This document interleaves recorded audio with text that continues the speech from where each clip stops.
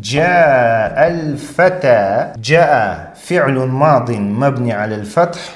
الفتى فاعل مرفوع علامة رفعه الضمة المقدرة على الألف منع من ظهورها التعذر.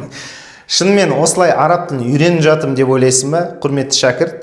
Шынымен осылай араб тілін оқытып жатырмын деп ойлайсың ба, құрметті ұстаз? Бұл тіл емес. Бұл жай ғана тіл туралы ақпарат. Бұны арабтар үйрене алады. Кішкентайынан араб ортада өсіп, арабша білетін адамдар өз тілдерін қатеден сақтау мақсатында міне мынандай нәрселерді үйренсе болады. Сен емес. Саған алдымен практика арқылы сөздік қорды қалыптастыру керек. Арабша сөйлеп үйрену керек. Арабша ойлана алатын, сезіне алатын қабілетті қалыптастыру керек. Осы арқылы сен оқыған, тыңдаған ақпаратты еш аудармай, тікелей түсінетін боласың.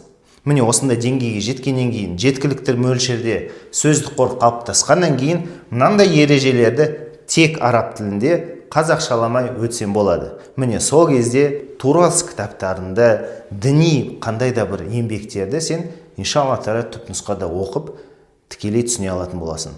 Қазір алдымен сөздік қордан баста. Міне, дұрыс жолмен үйрен, бит тауфиқ.